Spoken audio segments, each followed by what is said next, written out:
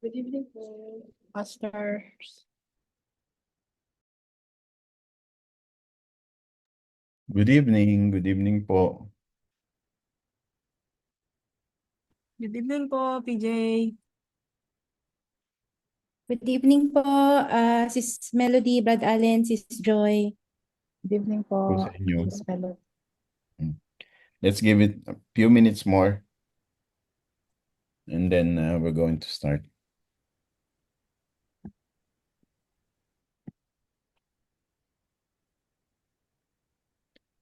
So again, if merong because we are also broadcasting on live, so if there are any questions regarding our Bible study or even a question with regards to your faith, you can send us a private message on the uh, page of the Jericho Church, or you can post a comment, and once we have the chance, we will answer your question. Or you can send us a private message. So let's give it a few more minutes pa, and then we're going to start.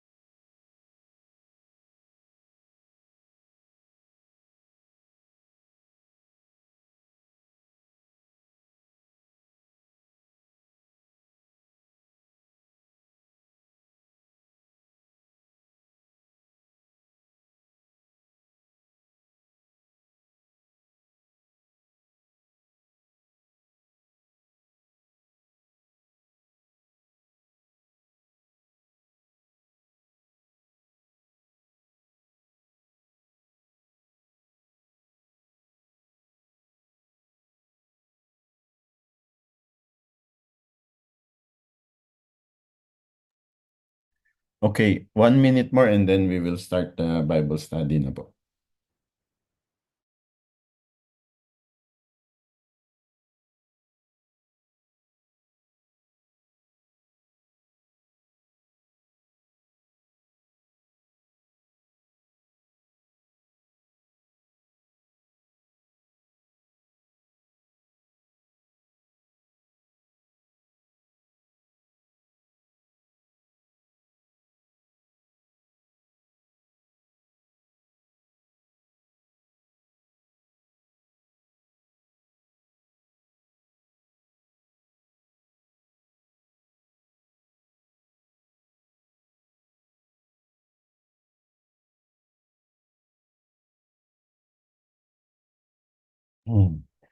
Okay, so let us start our Bible study.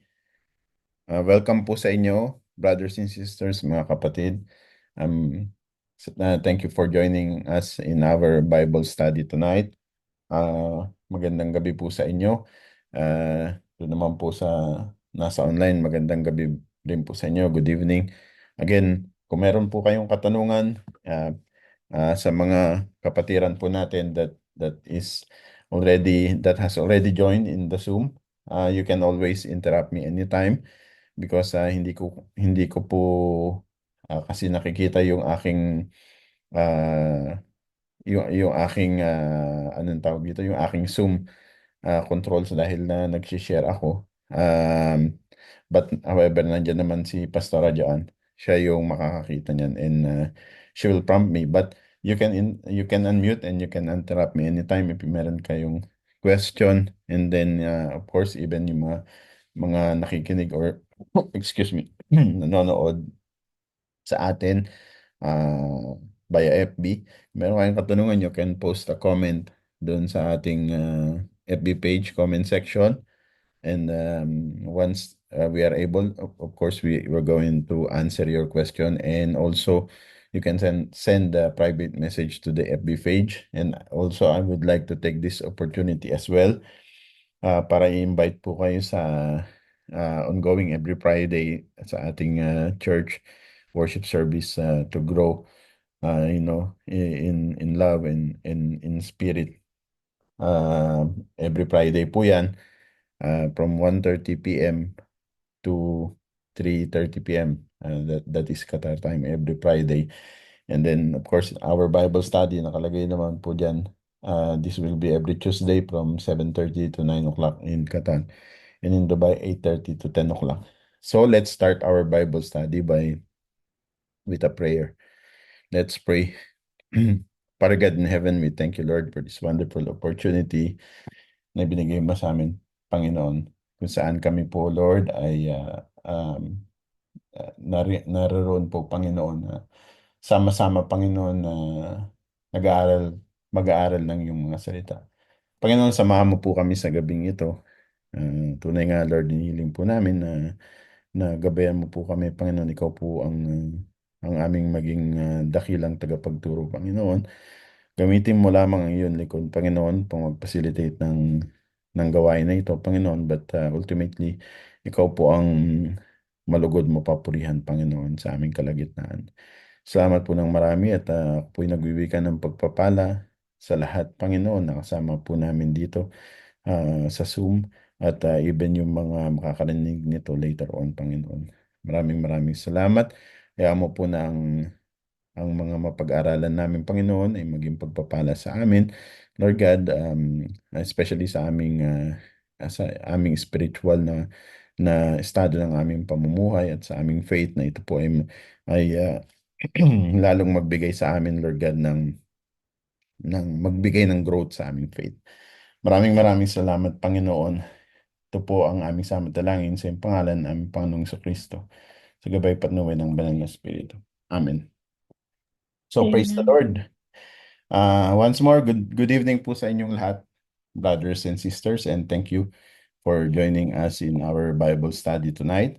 And let's see if we will be able to complete and hopefully we'll be able to finish by 9:30 so that we can, 8:30 so that we can still have at least question and answer bago tayo mag-close ng 9 p.m.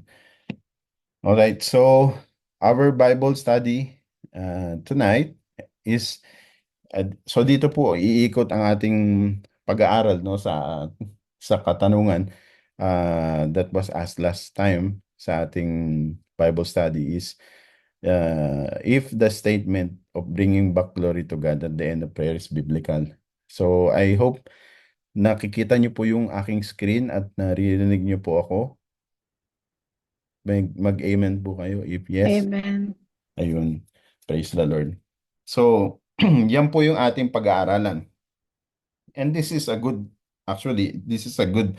question and I'm happy na binrought up to ng ating kapatid mo si Brother Manuel because merong sa totoo lang sometimes meron tayong mga bagay na ginagawa na hindi naman nating masabing mali, hindi rin natin masabing direktang tama, pero ito ba ay naayon sa tinuturo sa Biblia or naayon sa tinuturo sa atin ng Diyos, no? So kaya mainam na pag-aralan, kaya nga nandito tayo, nag-aaral tayo meron tayong Bible study upang tayo maging equipped at hindi tayo, sabi nga ni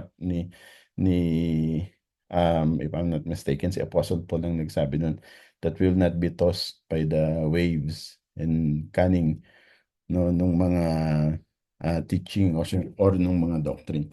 So yan po yung ating pag-aaralan ngayon sa gabing ito. So yung bang statement, the bringing back glory to God at the end of prayer ay biblical. And I believe marami sa atin hindi lang ako nakakarinig niyan. Sometimes ako din ginagawa ko din yan sa aking prayer, especially nababanggit sa end ng prayer, no, that we bring back glory to God. So let's see kung ano ang sinasabi ng ating ng salita ng Diyos, no, ng Biblia. So ganito po natin siya titignan. Okay? So when we say bringing back, because of course you cannot bring back something that you don't have, right? So ibig sabihin, if you're bringing back something, means you have received it. Correct? So tinanggap mo siya. Para siya maibigay mo, maibalik mo, kailangan tinanggap mo siya. So ganoon natin titignan yan. Titignan natin yung receiving muna. Ano ba, meron ka bang tinanggap? Meron ba tayong nare-receive? No, kagaya nga nung nilagay ko dyan, are we receiving glory from God? May tinanggap ka ba? Ngayon, if ang sagot mo ay yes, it implies pala that glory is something that God can bestow or binibigay sa tao. Okay? Then, second is yung bringing back that glory to God. So, if ang sagot natin ay yes, if glory is something God can bestow upon human, so the idea that glory having been received is then returned or brought back to God. So ang tanong, could it be biblical? Could it biblically be true? So yan yung sa gabing ito, yan yung mga tanong na gusto nating sagutin or bigyan ng linaw, no? So para magkaroon ng structure yung ating pag-aaral. So yung dalawa na yan yung ating sasagutin or ating tatargetin, okay? So we're going to start first with number 1, receiving glory from God. So now, throughout the Bible, especially sa New Testament, makikita natin, it talks about the glory of the Lord Jesus Christ, okay? Because there are, sa ating pag-aaral, sa ating Bible study, we're going to look at the glory of the Lord Jesus and the glory of God. So when I say God, God the Father, we all know that the Lord Jesus is also God, right? So, first, the glory of the Lord Jesus. Meron sa Bible, sa John chapter 1 verse 1 to 3 and John chapter 17 verse 5, na hindi ko na nilagay dyan yung mga Bible verse. Kayo na lang pong magbasa kasi mahaba na siya masyado.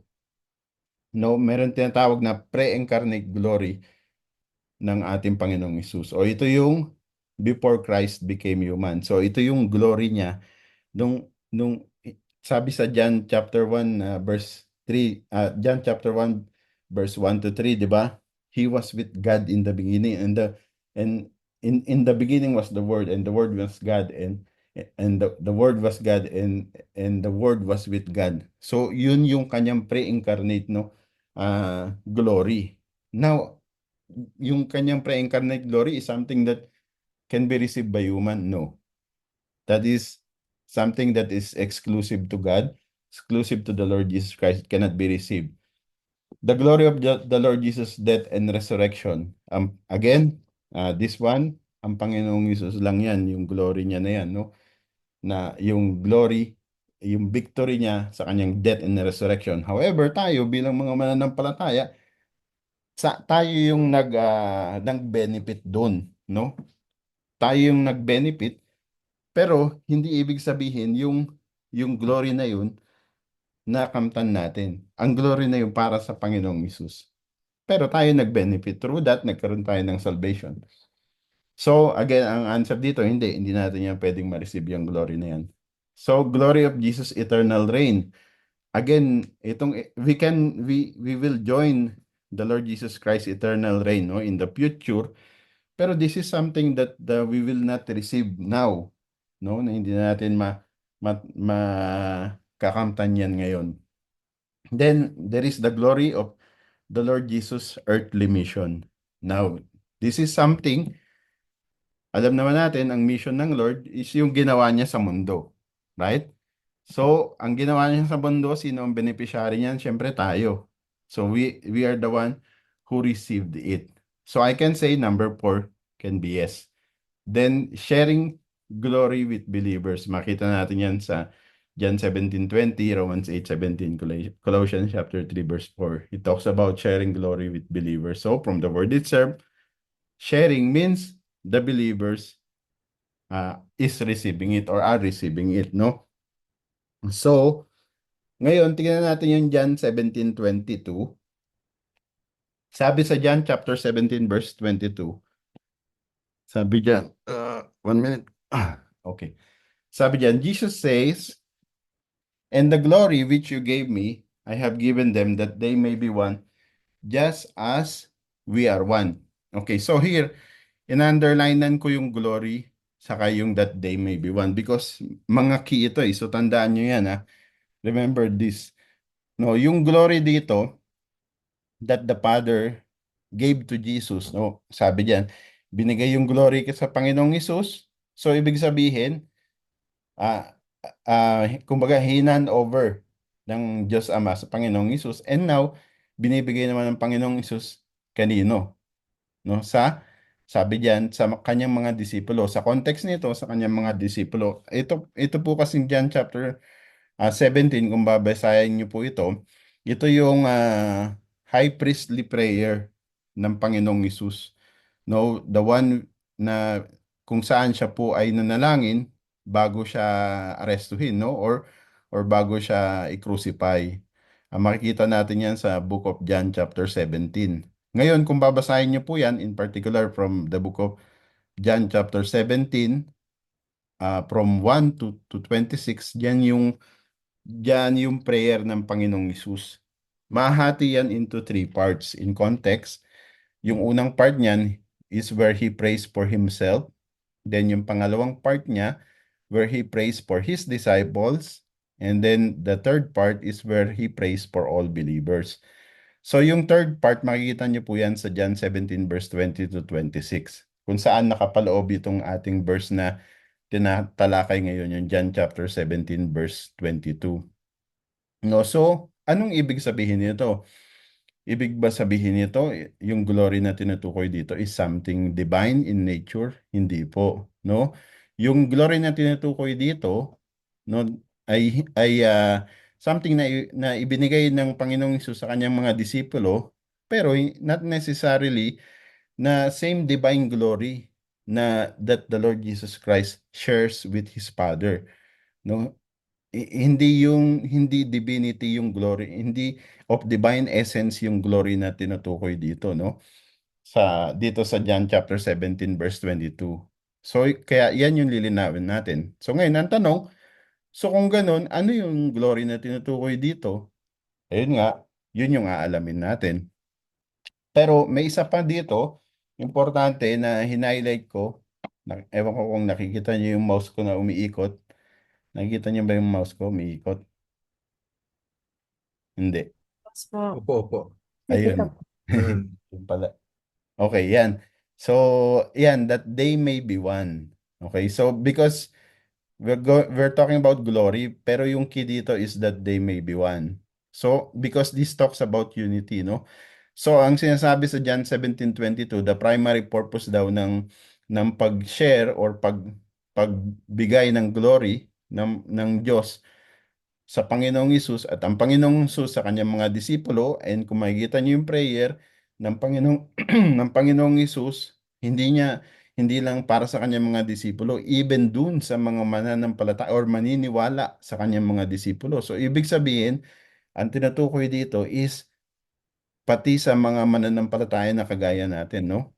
So ang primary purpose nito is for unity. Sabi diyan kasi, and the glory which you gave me, I have given them, that, yan yung operating word, no? That they may be one, just as we are one. So, ang pinag-uusapan dito is unity, no? So, ito palang glory na to, once we received it, pag natanggap natin ito, ang mangyayari, magkakaroon ng unity.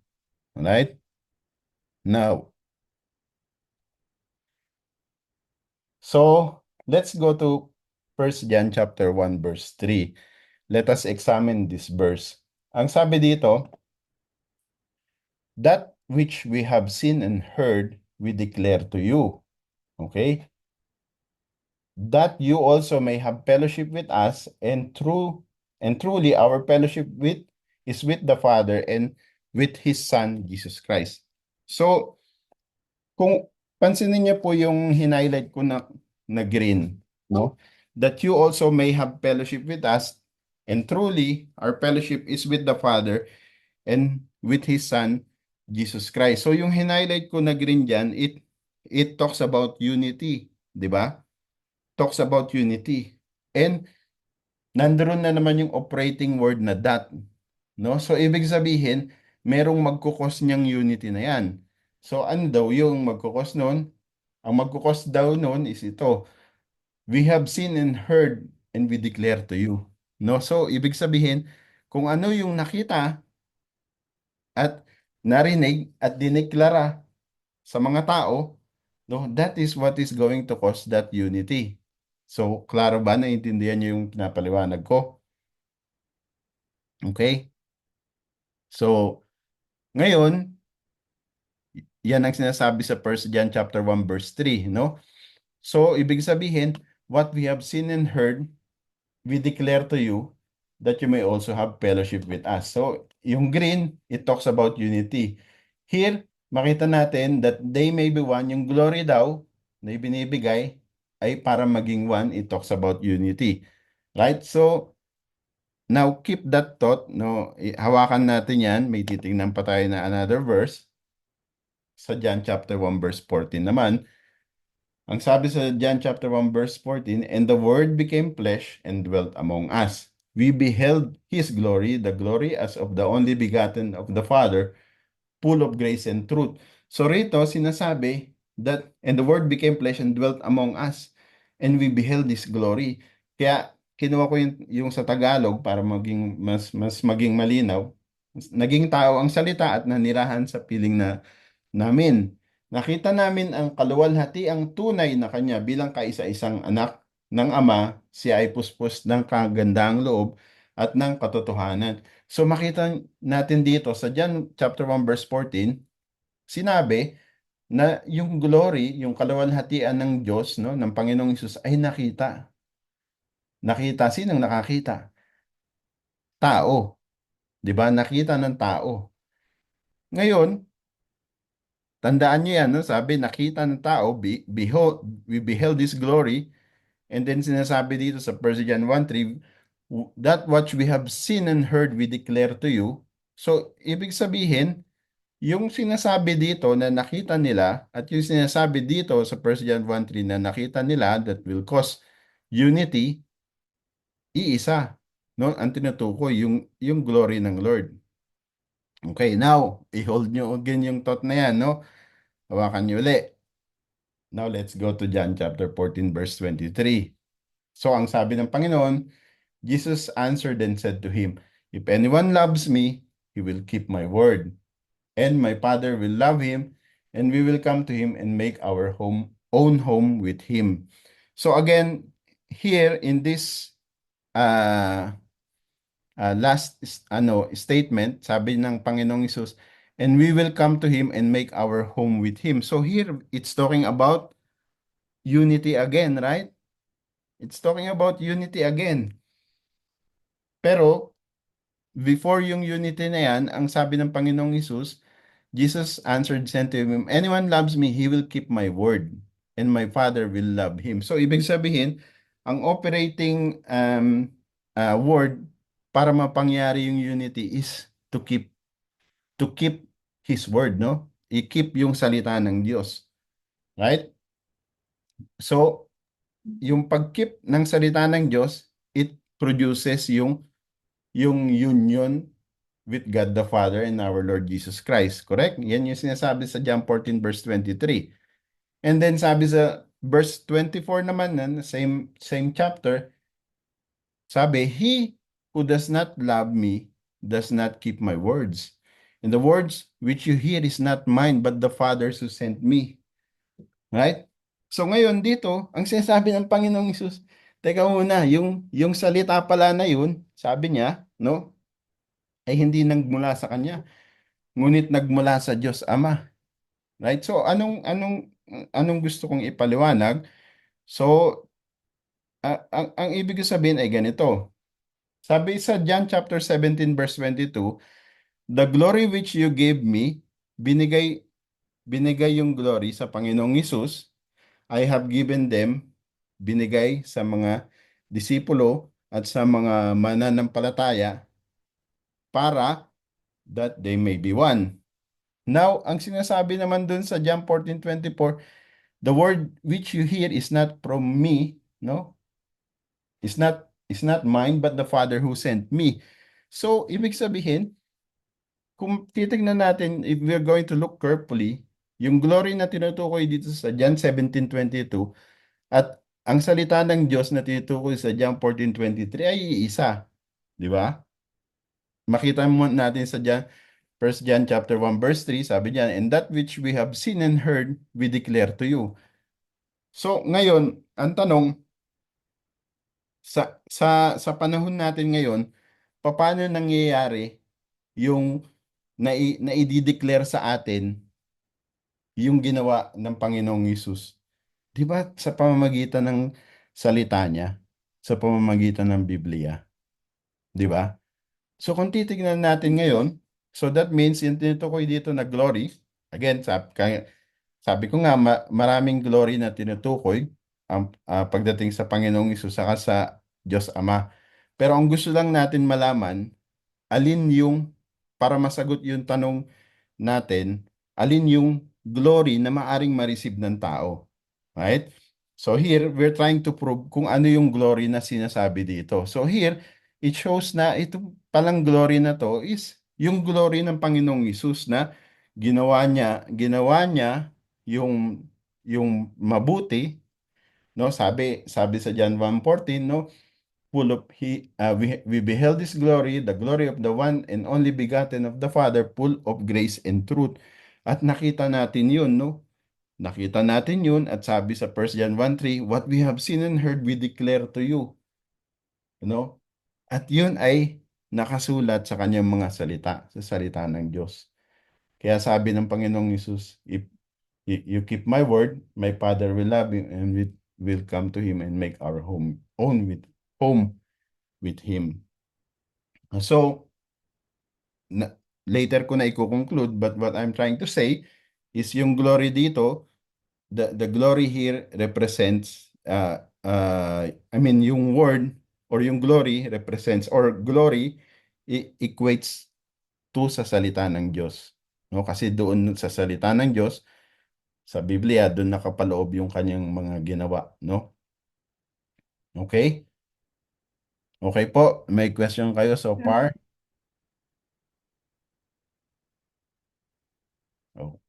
Okay. Wala po, wala po. Sige, let's continue. Now, so tapos na tayo dun sa 1, no? Tinignan natin, is it possible to receive me as a human? Is it possible to receive glory or the glory of God to be transferred to me as a human being? Is it possible? Yun yung unang tinitingnan natin, no? So nakita natin doon sa John 17:22, posible pala yung glory may pasa sa akin. Pero hindi lahat ng glory ng Diyos because there are glory of God that only belongs to Him, right? So kaya dinefine natin doon anong glory yung tinutukoy doon. At yun yung glory sa kanyang mga ginawa, sa kanyang salita na tinanggap natin. Now, we're going to see uh, actually we are still in number 1, seeing kung yung glory is po pwedeng ma-receive or po pwedeng mai-transfer. Okay? Now, let's go to Isaiah chapter 42 verse 8 because here in this verse, it's very specific, you know. Sabi kasi ng Diyos Ama, sabi niya, I am the Lord, that is my name, and my glory I will not give to another, nor my praise to carved images, no? So, ibig sabihin, He doesn't share His glory. So, in that case, kung ito ang pamantayan, ibig sabihin pala, di wala na tayong dapat pag-aralan pa. Kasi it's very definitive, sinabi dito sa Isaiah 42 verse 8. But of course, hindi ganun ang pag-aral ng salita ng Diyos. No? We need to take it into context. Ano ba yung context ng Isaiah chapter 52? No? Kung titignan natin yan, babasahin natin yung Isaiah chapter 42, specifically yung verse 1 to 9. No, itong verse na to describes God's servant and His mission, which is ang ating Panginoong Hesus. Makikita natin dyan, tinawag ang ating Panginoong Hesus, although walang direct reference to the name of the Lord Jesus as Jesus, pero He is being referred there as the servant of the Lord. So, in-explain dyan yung context ng coming Messiah, no? Which will be fulfilled by the Lord Jesus Christ. So, itong chapter na to, yun ang hina-highlight, yung unique role and mission ng coming servant in bringing justice, righteousness, and light to the nation. Yan yung Isaiah chapter 42. In particular, from verse 1 to 9. However, suddenly in verse 8, biglang sinabi ng Diyos, no, ang aking glory ay exclusive, no? Exclusive, ibig sabihin sa kanya lang. He doesn't share His glory to anyone. So bakit ganun kaya ang nangyari? Ang isa sa key dyan is ito, no, yung carved images. Kasi during that time, uso yung paganism or yung Diyos-Diyosan, right? So basically, God is not saying na yung kanyang glory ay hindi niya ibibigay sa ibang tao, pero ang sinasabi niya, ang glory niya ay sa kanya lang. Hindi ito pwedeng sa Diyos-Diyosan. For example, meron kang Diyos-Diyosan at sinasamba mo ito, kino-glorify mo ito, no, ang basically ang sinasabi niya, yung glorification mo na yun is not equivalent to glorifying me, no? Kasi kung titignan nyo, in the midst nung nire-reveal ng Panginoon ng Diyos Ama, yung plan niya, through His servant, our Lord Jesus Christ, God biglang nagdeklara siya ng uniqueness niya. No? Because He is emphasizing that He alone is the Lord. At yung glory niya will not be shared to anyone or anything. Especially carved images, yung mga idols, yung mga false gods. Kaya nga kinote ko ito no? Yung Exodus chapter 20 verse 3 to 5. Sabi niya yan, you shall have no other gods before me. You shall not make for yourself a carved image, any likeness of anything that is in heaven above, or that is in the earth beneath, or that is in the water under earth. You shall not bow down to them nor serve them. No? Because yun ay yung pag-bow down, no? Form of worship yun no? So ang sinasabi niya, yung yung glory that is reserved to him, he is not going to share it with any other gods, no? For I, sabi niya, the Lord your God, am a jealous God, visiting the iniquity of the fathers upon the children to the third and fourth generation of those who hate me. Right? So yan yung tinutukoy dyan. Now, tignan natin ngayon. Tinabulate ko dito. So what I did is, to to to the best that I can, I took all the glory that is being referred to, glory of God being referred to in the Bible. Tinabulate ko dito sa table. Gumawa ako ng table. So makita niyo yan sa first, ano ba to? Row or column? First row. First column pala. Sorry. Sa first column, ito yung type of glory. Then sa second column, form of glory. So, ano type of glory? Anong type ng glory yung nire-refer sa Bible? At anong klaseng form? Anong klaseng form yan? So, kagaya dito, makita nyo, cloud form, fire form. And then, ito yung first question natin, can it be transferred from God to man? Kasi sabi natin, we bring back the glory. You cannot bring back something that you have not received or that has not been transferred to you, di ba? So it can only be possible if you received it. Then can it be brought back to God in prayer? Okay? So ganyan ang ginawa natin. So tinabulate ko siyang ganyan. So isa-isayin natin. So number 1, the glory of God's nature and character. Makikita natin yan sa Exodus chapter 33 verse 18 to 19. So, anong form of glory yung tinutukoy dyan? Yan yung God's intrinsic attributes, meaning yung kanyang holiness, majesty, and goodness. So, can it be transferred from God to man? Pwede ba yung mapasa akin? No. So, ang sagot ay no, because it's intrinsic to God's essence and cannot be shared. Para sa Diyos lang yun, para sa those who are divine in nature, no?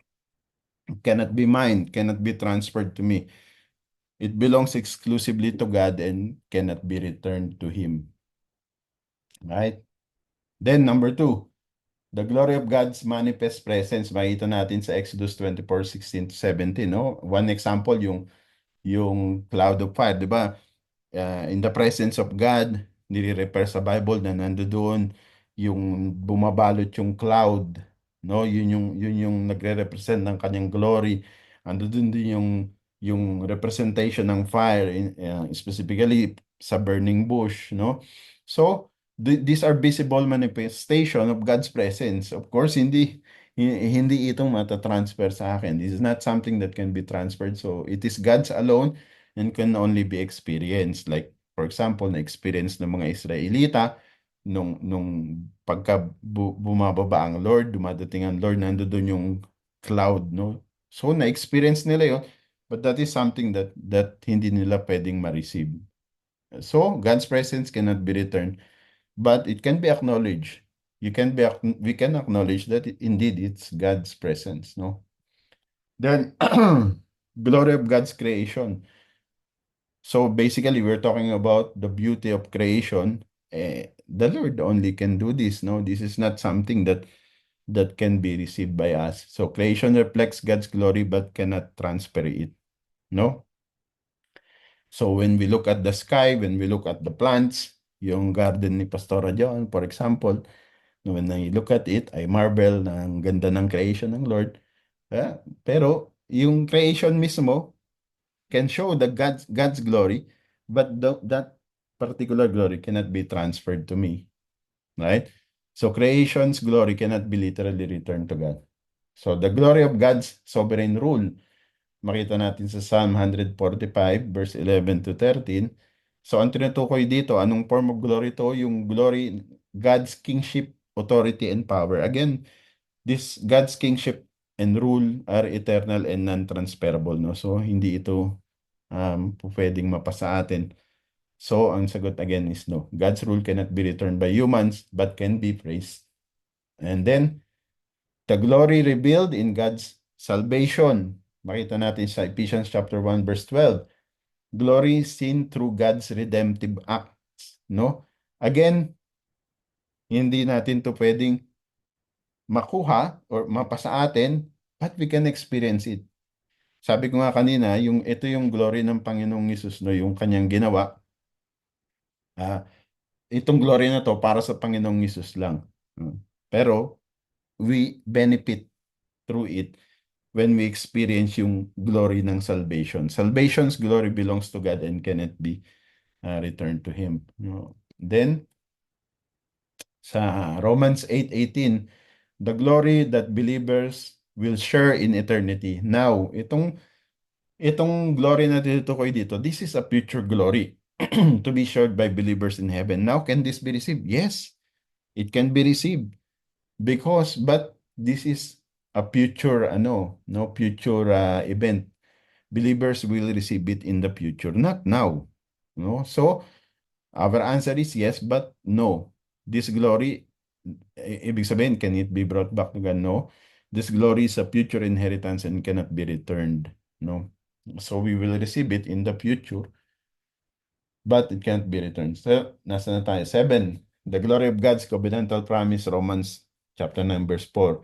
So, anong form of glory to? It's God's fulfilled promises and covenants. Again, para sa Lord lang to. Believers experience yung mga fulfillment, but the benefits, but cannot transfer it to us. God's fulfilled promise cannot be returned in prayer. And then the glory of God's judgment and righteousness, 2 Thessalonians chapter 1, verse 9. So God's righteousness and itong glory na ito is God's righteousness, judgment, and justice. Again, it belongs to God alone as the righteous God. Cannot be received by us, cannot be returned to Him because His righteousness and judgment are not returnable by humans. Then the glory of spiritual transformation into the image of Christ. Yes, because sabi nga we are to be transformed in the glory of God. Pero itong transformation na to is not something that we can bring back to God, no? So believers are transformed from glory to glory. From glory to glory, we are being transformed, no? So meaning it's a process, no? Yan yung sinasabi natin. But this is something that cannot be returned to God. Then the glory of God's wisdom and knowledge, Romans 11:33. So this talks about God's infinite wisdom and knowledge. Of course, ang sagot dyan is no. We can receive because it belongs to God and humans can only receive infinite wisdom. We cannot receive all that wisdom and knowledge from God. It's not possible for us. God's wisdom and knowledge are infinite and cannot be returned to Him. Then the glory of God's holiness, God's moral perfection, separateness from sin. Ito yung form ng glory niya. No, it can be reflected. Believers can reflect it. No, ibig sabihin, pag tayo na nanampalataya, nababago tayo. So dahil tayo ay nabago, so nai-reflect natin ito yung God's yung morality ng Diyos. Pero wala tayo dun sa perfection, no? Yun yung problema dun. We will only going to be perfect pag nandun na tayo sa stage ng glorification or glorified body. So God's holiness is intrinsic and cannot be returned. Then the glory of God's miraculous works, miracles and signs revealing God's power. No, wala tayong power, but it is God who works in us. Believers can witness and testify to it. Miracles can occur, but it is God who works, not us. Hindi tayo, no? So, ibig sabihin, hindi yan parang ano ba yun, sa atin, no? Yung mga agi-agimat sila Ramon Revilla, ganyan, no? Na pinapasa yung bato, tapos may papasa yung power, hindi, no? Si God pa rin ang may kapangyarihan. So we did not receive it for it to be even possible to return. The glory of God's faithfulness, Lamentations 3:23. God's steadfastness and fulfillment of His promise. Again, no, this can be experienced. Believer experiences faithfulness, and no believers can thank God in prayer for His faithfulness. Then glory of God's love. God's sacrificial love, especially revealed in Christ Jesus. No, it can only be received and experienced by man, right? But believers can only thank God in prayer and worship Him. Yun. And then we come to the last two. Actually, this is what we have discussed already, no? The glory given to God's people in John 17:22. Honor and spiritual unity with Christ. Again, that particular verse is talking about unity, di ba? If you remember, I underlined it. It talks about unity. So yun yung form of glory na tinutukoy doon. No? So believers receive this glory through their unity with Christ o pakikipag-isa sa ating Panginoong Hesus. So our answer is yes. Can it be brought back to God in prayer? Yes, by living in unity with Christ, believers return it in prayer as a declaration to God. So later, pag-aaralan pa natin yan. Then the glory reflected in the church, no, Ephesians chapter 3 verse 21. So kung titignan nyo, actually itong verse 15 at verse 16 is almost magkatulad siya. No, anong form ng glory nito? It is unity, love, and mission of the church. So yes, believer shares it through unity and mission by living in unity. The church brings glory back to God. So itong 15 and 16, kung saan ang sinagot natin ay yes, or at least ang sinagot ko ay yes, titignan natin, no? Titignan pa natin carefully. So in the remaining 10 to 15 minutes, we are going to tackle that. Okay, let's start. Okay, napasadahan na natin to, no? Itong John chapter 17 verse 22. Sabi nga natin, in the glory which you gave me, so ibig sabihin, nanggaling sa Diyos Ama, binigay sa Panginoong Hesus, I have given them. So, nanggaling sa Diyos Ama, yung glory binigay sa Panginoong Hesus binigay sa tao, that they may be one. Ang sabi, ang purpose, so that they may be one just as we are one. So, nasaan na ang glory ngayon na tinutukoy na yan? Yung glory, according to John chapter 17 verse 22, ay na-receive ng tao, hindi kung sinong tao lang, kundi ng mananampalataya, no? nung mga sumampalataya sa kanya. Kaya nagkaroon ng unity. So natakal natin yan kanina, at kanina nga sinabi natin na kasi kung ganun pala, ano itong glory na to? Kaya inaral pa natin carefully, and lumalabas na itong glory na ito ito yung glory ng Panginoong Hesus na ginawa niya nung siya ay nagkatawang tao. Meaning, ito yung mission niya, no? Kaya nga ang sabi doon sa first John sa dinaanan nating talata na what we have seen and heard, we have declared unto you, no? Yan yung ginagawa natin ngayon, no? Bilang mga mananampalataya, yung pinapangaral natin, yung itinuturo natin, yan yung glory ng Lord. For example, ito yung pag-aaral natin ngayon. Ano ba yung ginagawa ko? Sarili ko ba yung tinuturo ko? Hindi, glory ng Lord, di ba? Itina-transfer natin eh. Tinransfer sa atin, binigay sa Diyos, binigay ng Diyos Ama sa Panginoong Hesus. Ang sabi doon ng Panginoong Hesus, remember, ang sabi niya sa verse na inaral natin, di ba? Ang sabi niya na yung daw salita na yun ay hindi nanggaling sa kanya, ngunit nanggaling sa Ama na siyang nagsugo sa kanya. No? At ngayon, na-receive natin at siya namang tinatransfer natin sa inyo, no? Sa iba. Sa iba pang mga mananampalataya. At ang resulta, no, we are going to be one. And then, Ephesians 3:23, ang sabi, to Him be glory in the church. Ito yung number 16 dun sa chart natin. To Him be glory in the church by Christ Jesus to all generation forever and ever. Kung titignan niyo po itong Book of Ephesians chapter 3, here, si Apostle Paul speaks about the Lord Jesus Christ, no, yung mystery of the Lord Jesus Christ and yung revelation niya to both the Jews and the Gentiles na ang Jews and Gentiles sinasabi diyan sa Ephesians 3 in context is part of the same body. So meaning itong the book of Ephesians chapter 3 is talking about unity. And itong Ephesians 3:21, ito yung conclusion na ni Paul, no?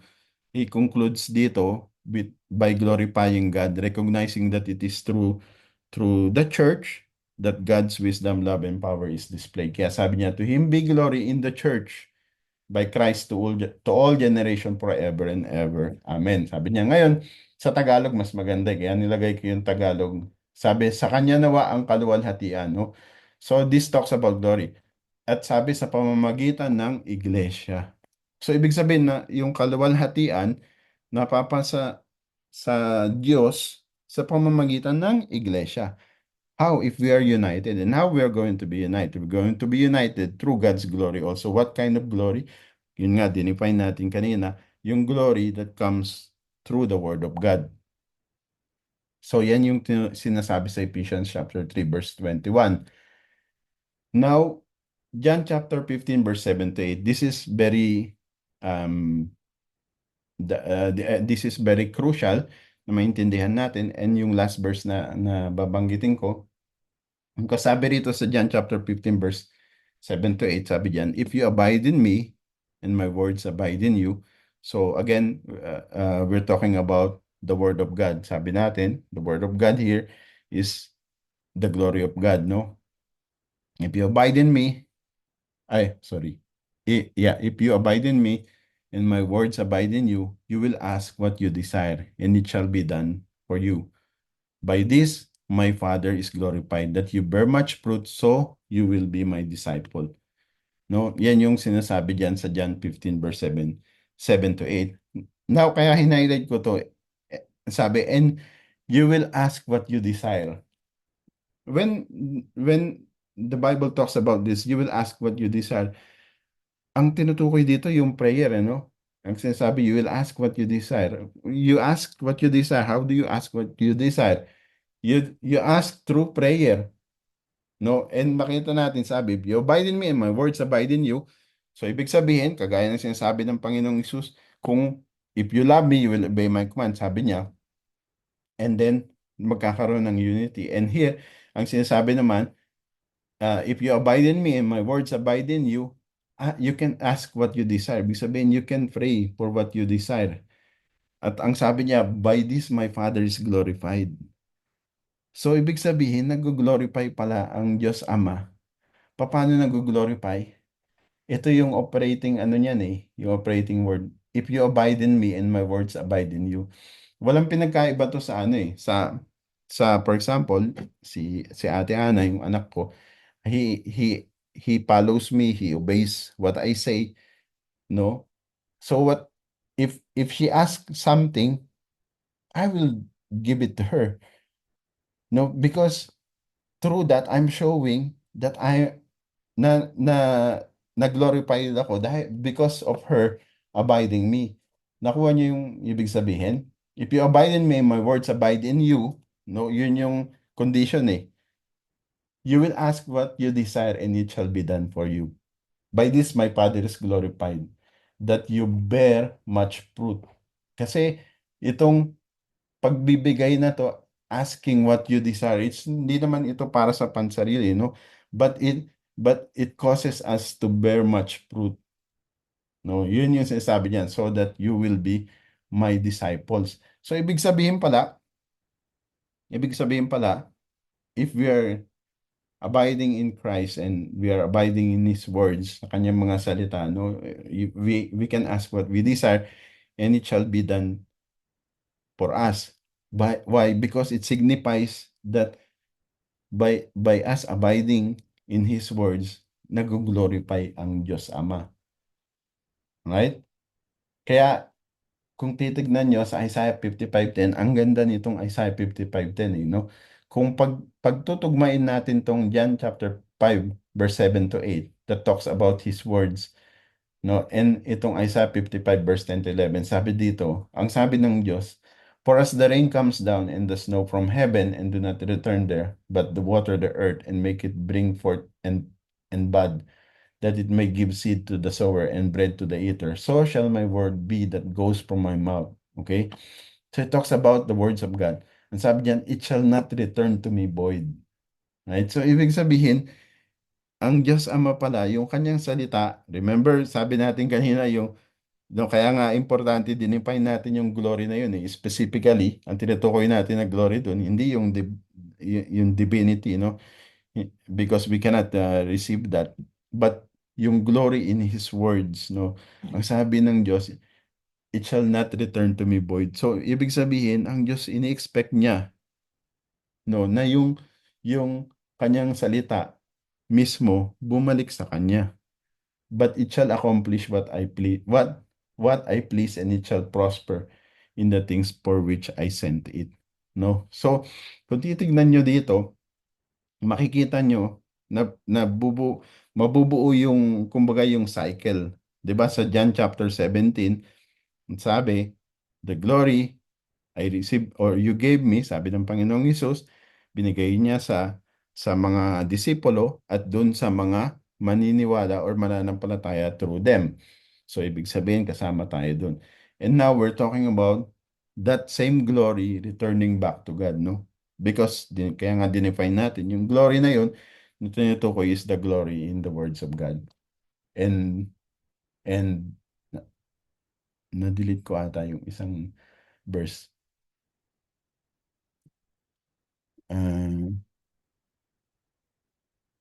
Hindi. Yan na pala yung last verse, sorry.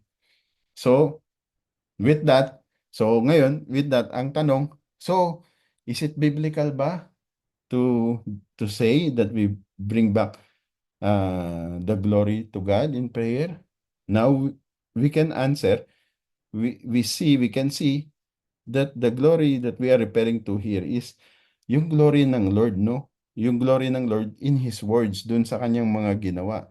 We're not talking about glory ng Diyos in terms of His divinity. We cannot do that. We cannot do that. So, for example, me, mananampalataya na that abide in Him, no? I can pray. I can say to Him that I bring you back all the glory because this is me returning that glory back to Him. Meaning, yung purpose na ibinigay niya, pinagawa niya sa Panginoong Hesus is now returning to Him. No, kaya importante itong Isaiah 55 verse 10 to 11, no? Kaya ako kinote ito dito para maintindihan natin. Ang sabi ng Panginoon ng Diyos Ama, it shall not return to me void, meaning He expects na yung kanyang mga salita bumalik sa kanya. Of course, not in the form of words also, no? But sabi, it shall not return to me void. Ang sabi niya, anong babalik? Accomplishment. No? So ako, si Aldrin na dati barumbado, na dati mainitan ng ulo at kung ano-ano pa. At ngayon, ito, nagdadasal sa kanya, nagbago na. And speaking and declaring, Lord, I'm bringing back all the glory to you. So, for me, my answer is, there's nothing wrong with that. So, we can, at the end of our prayer, we can say, we bring back the glory. Pero, that's why, maganda nga na magkaroon ng pag-aaral kasi para magkaroon tayo ng understanding. Kasi, para hindi tayo kumbaga ma-lost or maligaw na yung glory na ito is not the same glory as glory of God as in His divinity, no? Kaya nga dinaanan natin kanina, ang daming glory doon ng Diyos na hindi talaga para sa atin. But ang applicable lang talaga sa atin is ito, no? Sa John 1:14, and the Word became flesh and dwelt among us. We beheld His glory, no? We experience His glory full of grace and truth. No, yun yung na-experience natin, yun yung na-receive natin. So through that, no, through sa salita ng Diyos, binabago tayo. And now, here we are coming back to God and bringing Him the glory because He is being glorified, no? Ito na yun eh. Kaya natin kinote ito, John 15:7-8. Because if you abide in me and my words abide in you, meaning you are abiding in God, you will ask what you desire and it shall be done for you. Why? Because God is glorified na, doon sa yung ginagawa. So, naiintindihan niyo po yung in-explain ko? Amen. Amen. Amen po. Yan. So, ibig sabihin, specific yung glory na yun na that we're bringing back. Hindi glory as in yung glory na para sa Diyos lang, kundi yung glory na na-receive natin sa Panginoong Hesus dun sa kanyang mga mabubuting ginawa. No, ang sabi ng Biblia, His glory full of grace and truth, di ba? Kaya sabi ng Panginoong Hesus, I am the way, the truth, and the life. Yun, you know. And now, here we are with the changed life because we are abiding in His words. And we are returning that glory back. Kaya sabi ng Panginoon, my words, uh, sabi dito, so shall my word, sa Isaiah 55 verse 11, so shall my word be that goes forth from my mouth. Shall not return to me void, but it shall accomplish what I please, and it shall prosper in the thing for which I sent it. So, yun na yung purpose. So, as bringing back the glory to God, ito na yun. No, we are returning yung accomplishment sa atin. And another thing we can see that when we say in prayer that we bring back the glory to Him, of course, it's not literally bringing back the glory to Him, no? It's more of a declaration that we are declaring that that we have been changed, na tayo binago at through dun sa kanyang mga salita na ating na-receive tayo nga binago. So we are bringing back all the glory because all the glory belongs to Him. Right? So, meron bang mga katanungan dyan sa aking pinaliwanag?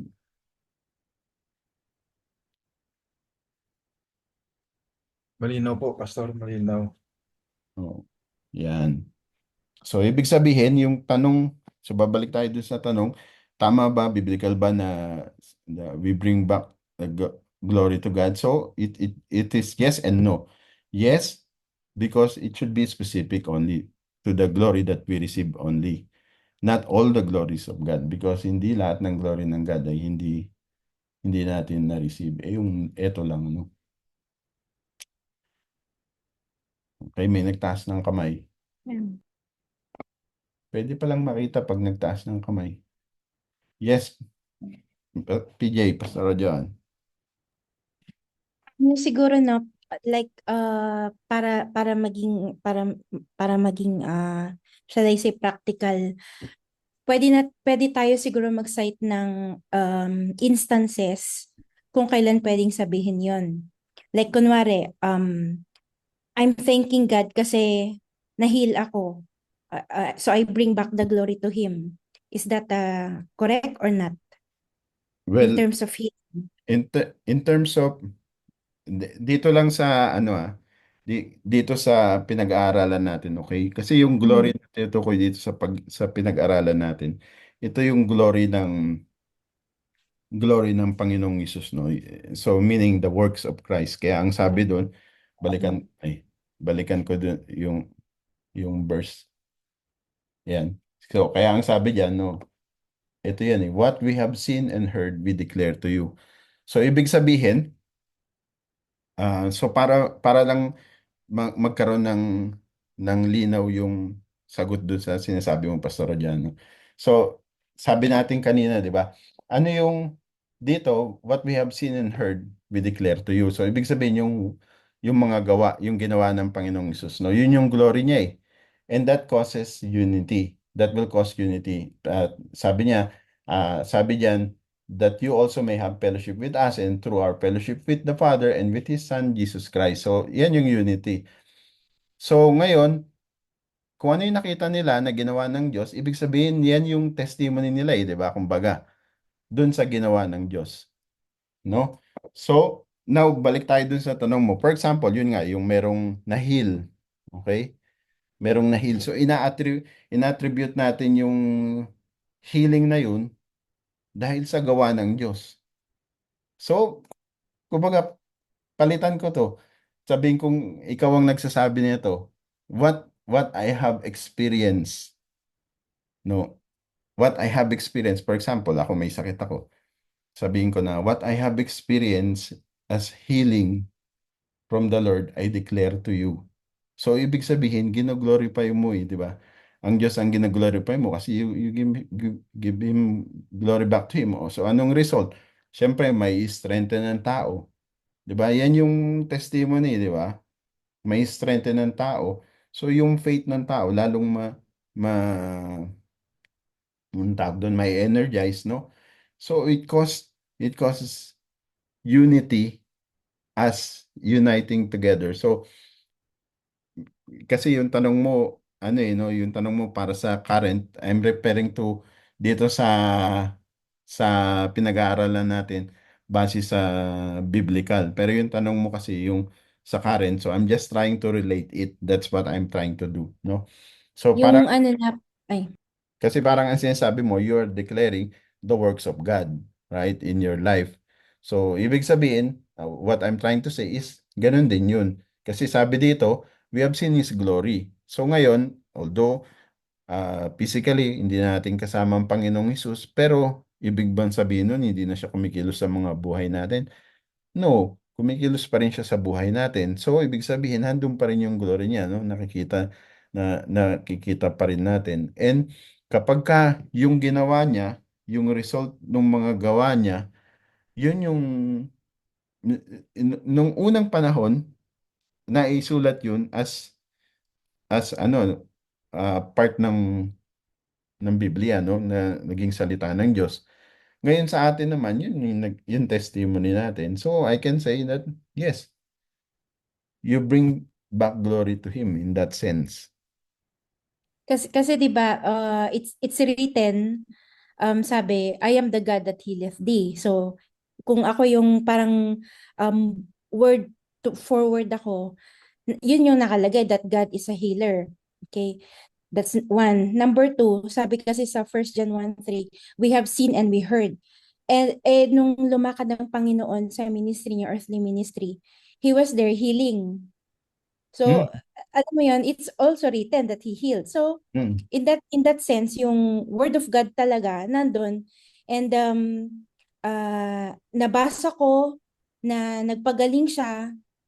It's written there, that's the word of God, that's in the Holy Scripture, at nagmanifest sa buhay ko, nagkaroon ng tangible effect sa buhay ko. And then indeed talaga, you can bring the glory back to God. Not mm, not the glory na deity glory, but yung glory ng kanyang miraculous works. At saka it's also written, 'di ba? By the Lord's stripes we are healed. So it's a part of that. Although salvation ang tinutukoy doon, but the healing itself, it's an effect of the salvation eh. Faith, ano yun eh, faith being manifested yun. So yun, I'm just trying to lay it down na practical yung dating, yung nangyayari ngayon. mm. Yes. May nag-raise ng hand pa uli. Sino yung nag-raise ng hand? Ako, Brother. Pastor. Opo. Pastor, maano ko lang kasi, Mm, alam niyo po ba na panaginipan ko tong pinag-uusapan natin? mm, talaga? Ano pong, Opo. share nyo naman sa Meron amin. kaya, Pinip nyo. kasi ano tawag dito, ang personal testimony ko po kasi Mm, is when I say, Lord, I bring back the glory to you, is an act of worship. mm, It's an act of worship because kung hindi lumalalim yung aking pananampalataya, hindi maikukumpara ko yung buhay ko nung araw na hindi pa masyadong malayo ang nilakbay ko sa aking buhay pananampalataya. Hirap akong bigkasin yung word na Ama sa iyo ang kaluwalhatian. Father, I give you back the glory. Hirap ako sabihin.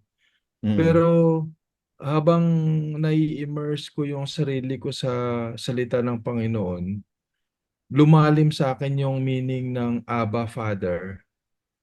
Hindi lang siya basta binibigkas ng bibig ko, kundi talagang pag sinasabi ko yun, nararamdaman ko or ini-express ko yung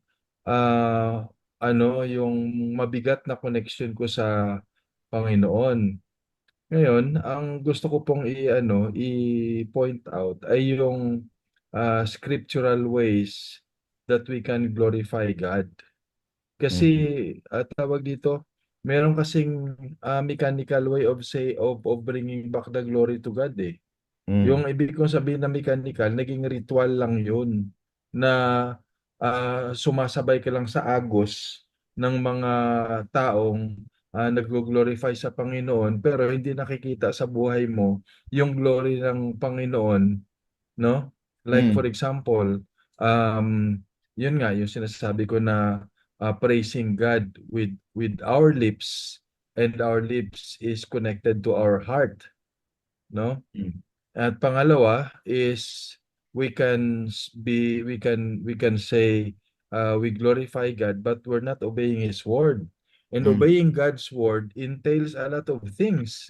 Primarily yung paglilingkod sa Kanya. At ang paglilingkod sa Kanya ay hindi lang yung sabihin mo na alam naman ng Panginoon na naglilingkod ako sa Kanya pero hindi nakikita sa buhay ng isang tao na naglilingkod siya sa Panginoon, kasi pag sinasabi mo na naglilingkod ka sa Panginoon, pinaglilingkuran mo yung mga anak ng Panginoon. Mm. So that's glorifying God in obeying His word. And also ang isa pa po yung praying in Jesus name. Mm. Praying in Jesus name. When we pray in Jesus name, we are glorifying God. We bring back the glory to God. Tapos yung spiritual fruit sa buhay ng tao, no? So, ang spiritual fruit, ang revelation 'yon, no? Revelation 'yon. So, how can you, 'di ba sabi nga what we are is God's gift to us. What we become is our gift to God. Mm. So, kung nakikita ang bunga ng Espiritu sa iyo, madali kang makapag-glorify sa Panginoon. Mm. And kapag nag-glorify ka sa Panginoon, nakikita sa iyo yung pag-seek ng kabutihan ng ibang tao. Mm. Kasi kung hindi mo gino-glorify ang Panginoon, paano mo maipapakita sa ibang tao yung ginagawa ng Panginoon sa buhay mo? Di po ba? Mm. Like for example, paano mo dinidemonstrate yung sinasabi mong, Lord, mahal mahal kita Lord, no? Lord, sumasamba ako, sumasampalataya ako sa iyo.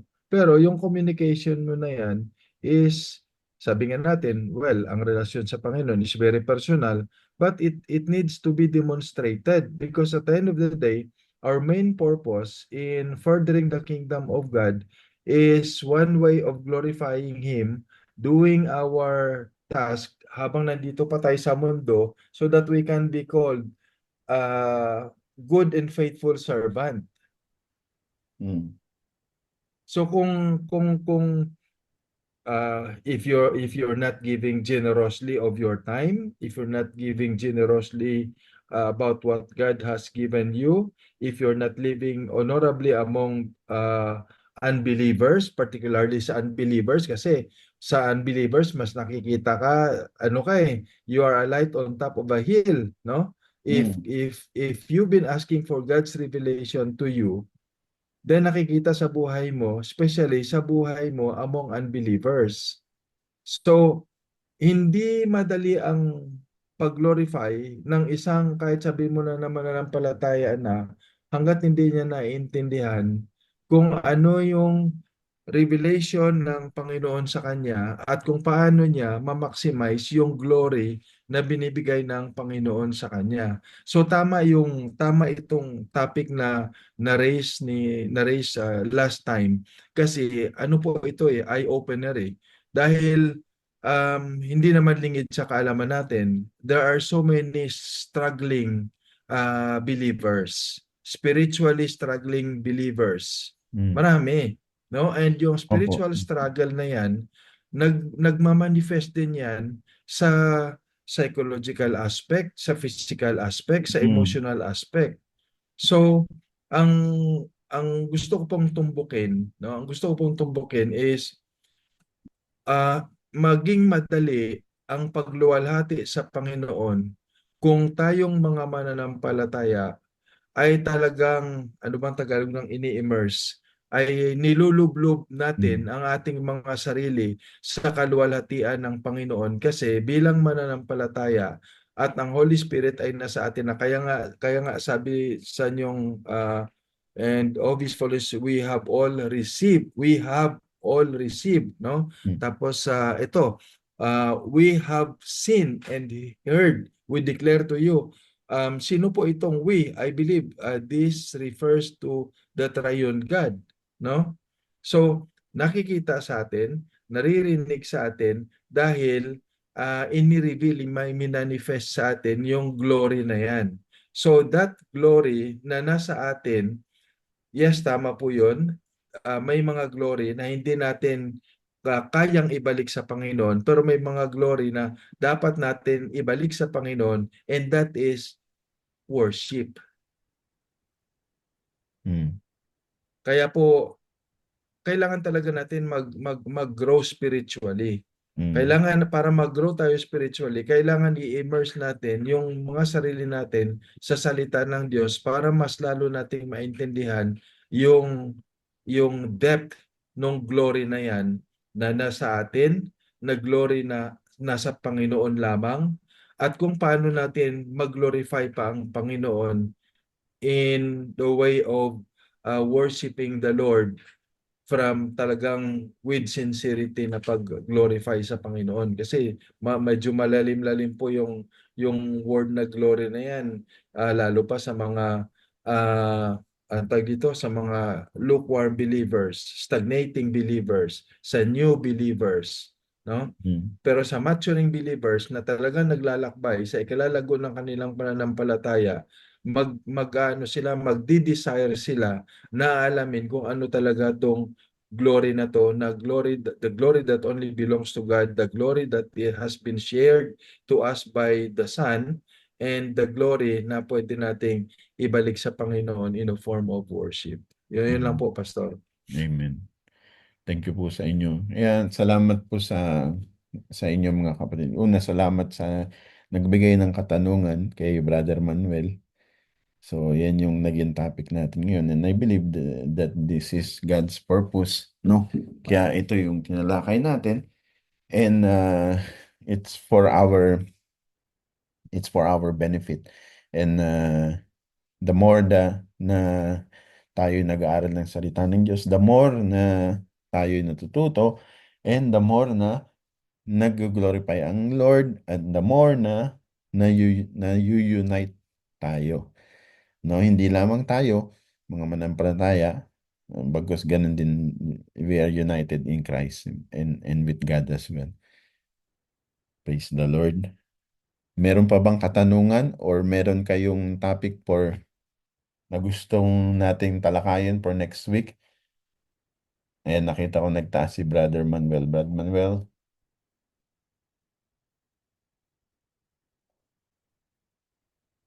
Gandang gabi po sa lahat. Magandang gabi, Brother Manuel. Actually po, kaya ko po natanong yan kasi naging topic po yan dati sa isang simbahan doon sa natinan ko dati nung nasa Saudi pa ako. Kaso hindi siya nasagot. Okay. Kaya ko po siya natanong. So napakabuti po, napakaganda nga po yung explanation ni Pastor na may mga glory na talagang hindi mai-share. Actually, hindi talaga sinishare yung glory. Hindi siya, sabi nga niya sa Isaiah, di ba? I will not share my glory to another. Bagkus itong glory na ito is pinapa-experience lang sa atin. Pina-experience lang sa atin ng Panginoon sa pamamagitan ni Jesucristo. So, kabuting maging maingat po tayo sa mga ganito kasi mas safe na lang siguro na sabagay, personal lang ko lang to na opinion. Mas safe na lang sabihin na we give you all the glory kasi yun lang talagang kaya nating ibigay is to glorify the Lord. Because the glory is para sa Kanya talaga. Sa Kanya lang talaga. Hindi niya ibinibigay sa tao. Pinapa-experience lang niya sa tao. So wala tayong pwedeng maibigay back mai-bring back, maibalik sa kanya dahil hindi natin pag-aari. So ang pwede lang natin gawin, sabi nga ni Kuya Leo, is to worship. Kasi yun lang yung meron tayo na hindi binigay ng Panginoon sa atin, is to worship God. Doon natin siya mai-glorify. Mm. So, i-glorify natin siya, ibigay natin yung glory sa kanya, pero hindi natin maibalik dahil wala naman siyang shinare sa atin na glory. I'm referring to sa sa divine glory na sinasabi ni Pastor Mm. kanina. Pero sa glory ng words nga, yun nga, is sa glory ng words ng Panginoon. So pag ginagawa natin to is binibigyan niya din siya ng glory. We are giving Him all the glory. Mm. Yun lang po yung sarili kong opinion doon. Pero Mm. maganda nga yung paliwanag ni Kuya Leo tsaka ni Pastor kanina.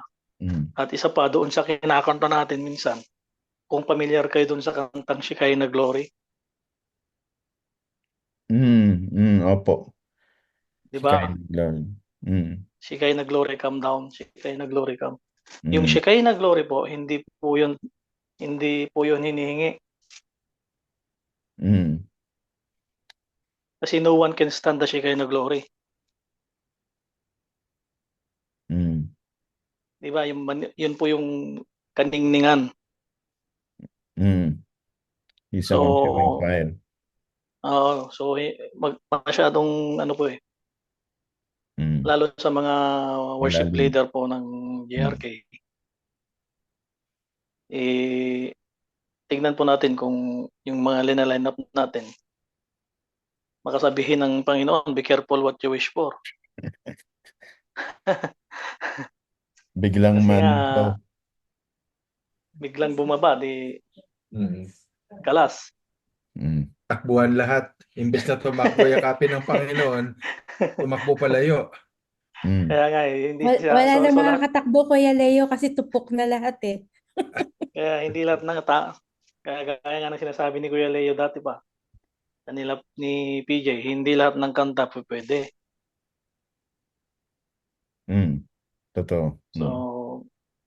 tignan po natin yung mga ganong mga klaseng Reminder lang po yun, pero maganda po yung explanation Mm.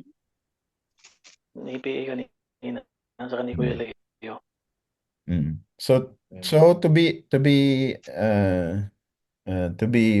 frank to all of you, I had a hard time sa Bible kasi wala na talagang binanggit sa Bible that we bring back glory. Meron we give back glory. Pero I ask God kasi um, kung walang we bring back, ano yung sinabi mo sa John 17:22. So that's why dito ako nilid ng Lord. Pero sa Bible, wala talagang sinabi that we bring back glory to God. Every time we give back glory. So ibinabalik natin.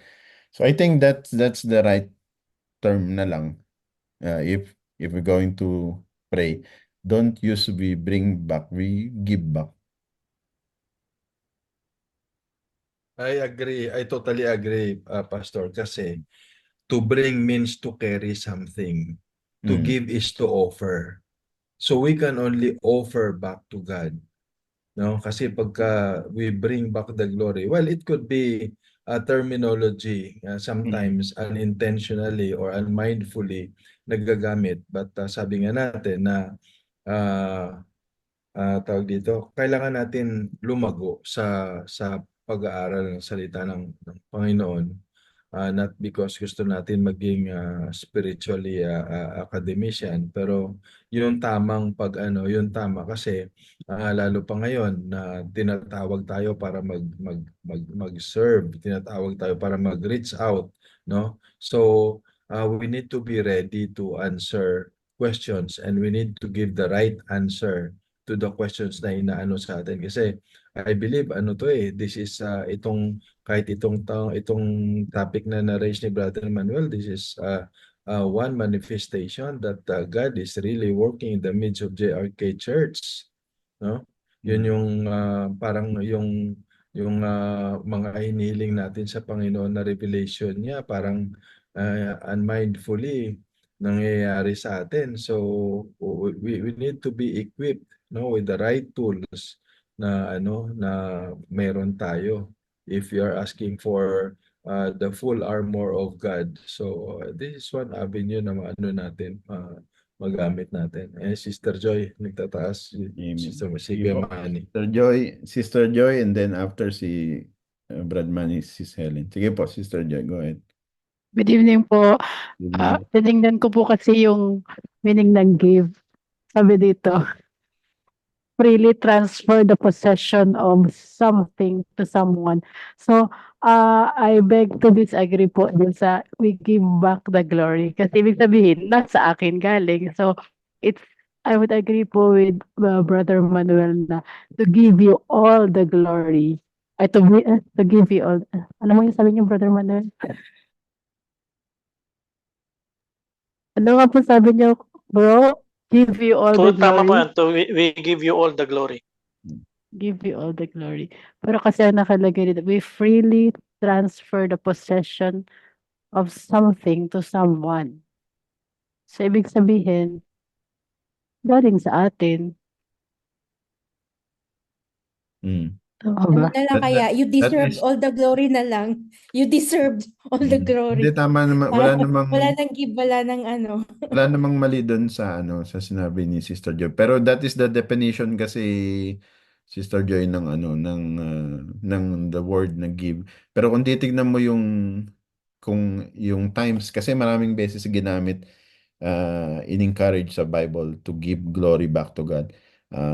Nakita natin sa Ecclesiastes yan. Actually in almost every book nandun yung encouragement to give glory to God. So yung meaning ng give dun sa yung kumbaga yung biblical meaning ng give hindi lang basta hindi lang basta equivalent dun sa dictionary meaning nung give. So ibig sabihin tama naman yung meaning nung dictionary na sinasabi. Pero when it comes to Bible, yung give dun is hindi lang something na kasi kung ganon, ibig sabihin mali yung sinasabi dun sa Biblia, di ba? So maybe that's another topic that maybe we can tackle sa ating Bible study. Si Brad Manny, Sister Helen nagtaas ng kamay. Good evening po sa inyong lahat. Good evening po. Ayun, ako po ang masasabi ko kasi may natutunan po ako tonight. Salamat sa Panginoon. Ginamit po Lord. kayong lahat. Kasi I admit kasi may mga times or malimit kong ginagamit yun, I'll bring back glory. So, siguro po talaga is kulang din ako sa pero yung intention po to give glory to God, nasa Kanya po talaga. Kasi mula nung di ba, wala naman pong pinanganak na malalim na agad ang pananampalataya. Kumbaga, in progress po tayong lahat. So habang pinapalalim tayo ng Panginoon sa salita niya, naiintindihan natin, pinauunawa sa atin. So, yung intention na ibalik sa Kanya yung papuri, yung karangalan, is sa Kanya po talaga nararapat.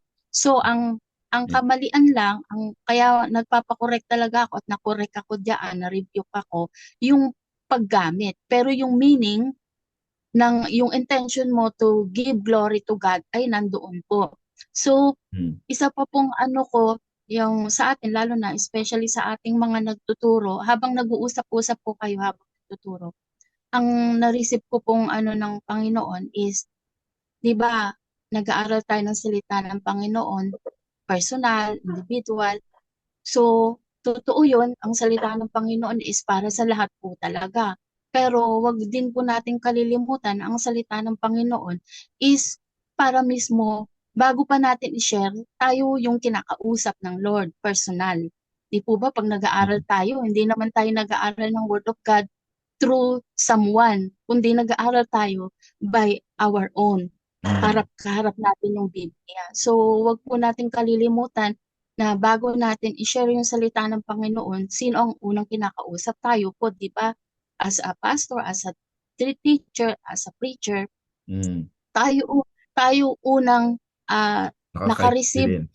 Opo, tayo unang naka-receive ng pagpapala niya, ng correction niya, tayo unang tinuwid bago pa natin to ibabahagi sa iba.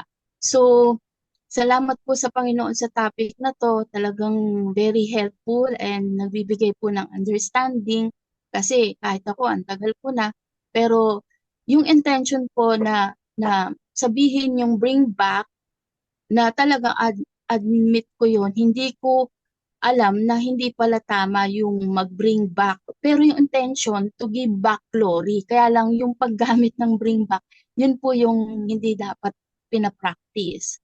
Kasi nga, wala naman tayong glory.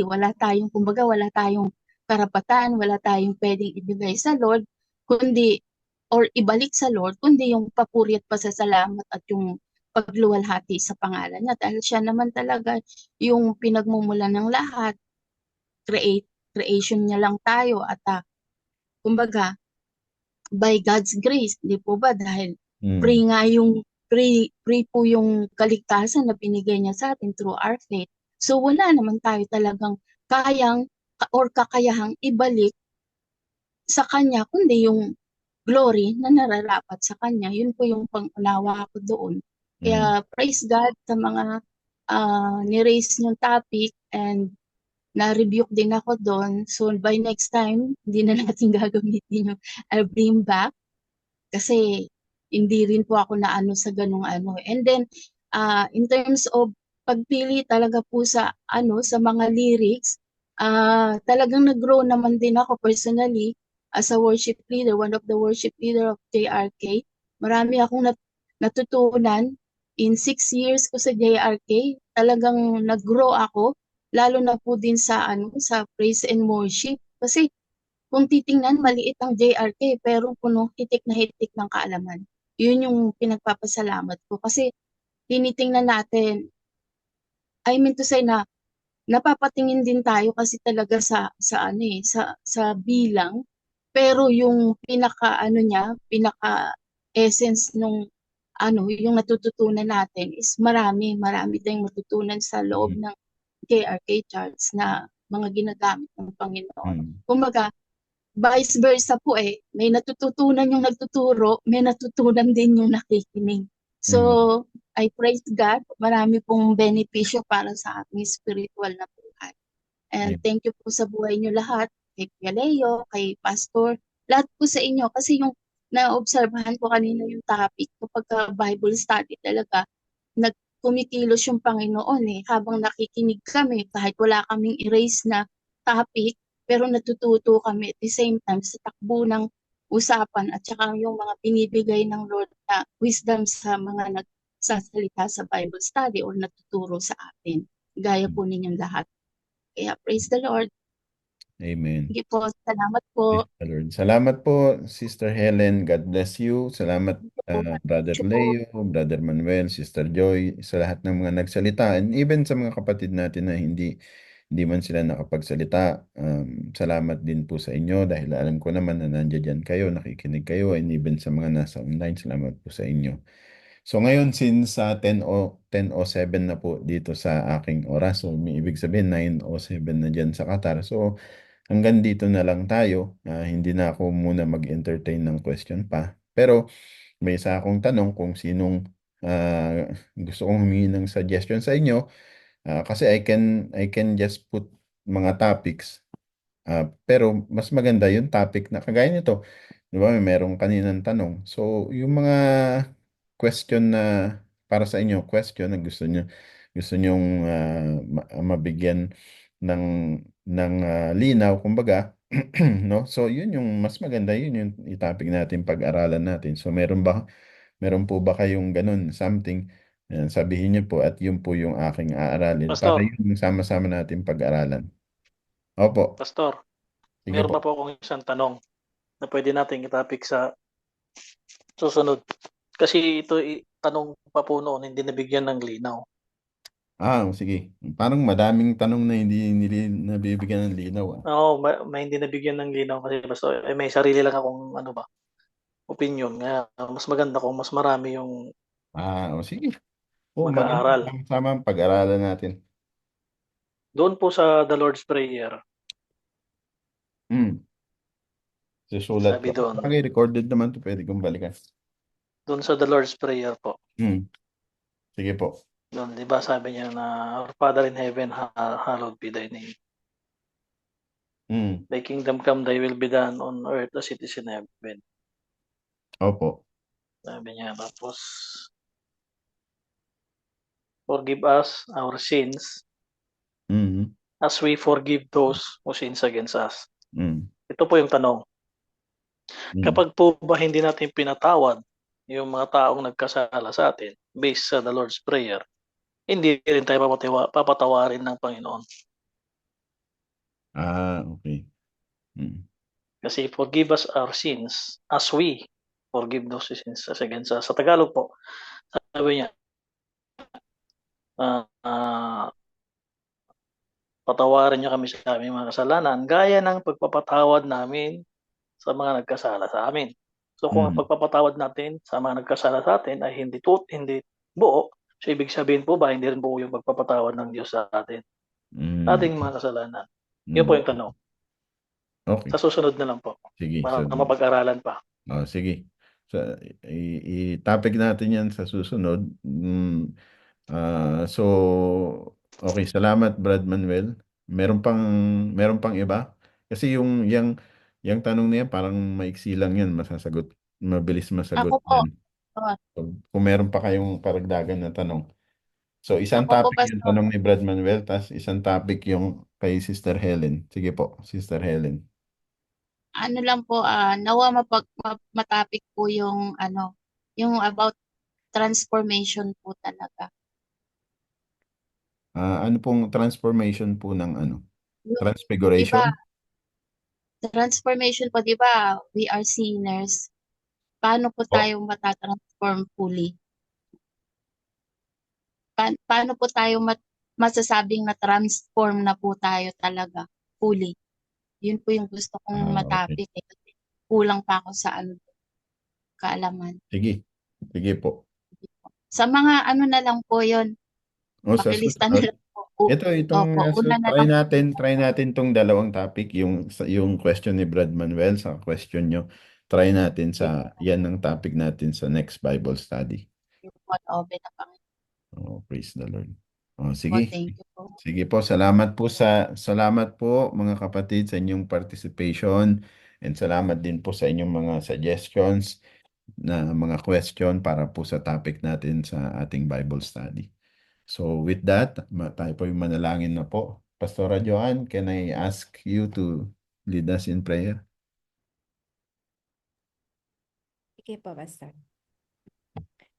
Okay. So tayo po'y manalangin. Let's all close our eyes and remain in the presence of our God. Father God in heaven, in the mighty name of our Lord and Savior Jesus Christ, Yes, the Lord. leading and guidance of the Holy Spirit, Abba, we thank you for tonight, O God. Thank you, Abba, Father, for the wisdom that you have given us, Lord. Indeed, Lord, your wisdom is infinite, Lord. But Amen. thank you, Lord, that you are giving us, Lord, this kind of wisdom, Panginoon. Lord, sabi nga po nila, Lord, yung mga words na ganito, they are Christian jargons, Panginoon, na mumutawi, Panginoon, sa aming pong mga labi, Panginoon. Thank you for correcting us, Lord. Thank you for putting us in the right perspective, in the biblical perspective, O Lord. If indeed we can bring back the glory to you, if we should give or how we can give the glory back to you. But we are sure of this, Lord, that you deserve all the glory, O God. Amen. We thank you, Lord, for tonight, Panginoon. Salamat po sa buhay ng mga kapatid namin, Lord. Nakasama po namin sa Zoom, online Bible study, even for those who joined us through FB Live, and perhaps, Lord, for those who will watch or hear the Bible study through YouTube, O God. Lord, we thank you for these social networks, for this technology, O God. We believe, Lord, that you are the one, you allow these technologies to be used, O God, so that, Lord, your words, O Lord, your teachings, O Lord, will reach us, Lord, will remind us, O Lord. Maraming salamat, Ama. At indeed, Lord, natutunan namin, Panginoon, that you have, there are so many forms of your glory, Panginoon. And we thank you, Lord, that kahit yung maliit, Panginoon, yung katiting na glory, Panginoon, Lord, we do not deserve it. We cannot have it. We can never contain it, oh God. For indeed, Lord, your glory, Lord, it's so vast, Panginoon. But Lord, we thank you, oh God, because of our Lord Jesus Christ, we have seen your glory, Father God. Yes, Lord. Because of our Lord Jesus Christ, He is the one uniting us, O Lord, from different walks of life, Panginoon. Pinag-isa niyo po kami, aming Panginoong Amen. Jesus. And indeed, through the power, through the work of the Holy Spirit, O God, you are sanctifying all of us, Lord, uniting us, Lord, and Yes. changing us, transforming us, O God, from glory to glory, O God. Yes. Maraming salamat, Panginoon, kasi indeed, Lord, nandun, Lord, yung hunger namin, and we know, O God, na only you, O Holy Spirit, only you, Abba Father, will be the one to quench this hunger for your thirst, for your word, Panginoon, this thirst that we have inside us, O God. And indeed, Lord, your words, O Lord, they sanctify us and will change us from glory to glory, O God. Amen. Lord, sa gabing ito, sa aming pong pagtulog, Panginoong Jesus, kung hindi pa man kayo babalik, Panginoon, Lord, dalangin po namin that you would give us the strength that we would need for tomorrow, Panginoon. Lord, we ask for your divine protection. We ask, Lord, for your divine guidance, Panginoon. We ask for your divine provision, Panginoon, in everything that we will need, Panginoon. And we know, Lord, and always, Lord, you are the good shepherd, Panginoon, who Yes. will always bring us to good silent waters, who will bring us, Lord, to the pasture where we need it, oh God. And you Yes, are Lord. also the good shepherd, Lord, who watch over us, who protect us, Lord, from the wolf, Panginoon. Lord, maraming salamat, oh God. Indeed, Thank you, Lord. Lord, we can always say, Panginoon, we have tasted and we have seen the goodness of God. Every day, Panginoon, we see that, oh God. Maraming salamat po, Panginoon. And Lord, kung darating po, Panginoon, yung pagkakataon, oh Lord, na magkakasama po kami, Panginoon, physically once again, Panginoon. Lord, masasabi namin, Panginoon, that you are the one who keeps uniting us. You are the one who maintained the unity in us through the Holy Spirit. Maraming salamat po, Diyos Ama. To you belong all the glory. You deserve all the glory. And this is what we pray in the mighty name of our Lord Jesus Christ. Amen. Amen. Amen. Amen. Amen. Lord. Amen. Yan. Thank you po. Good night God bless po po. sa Good night inyo, mga po. kapatid. God bless po.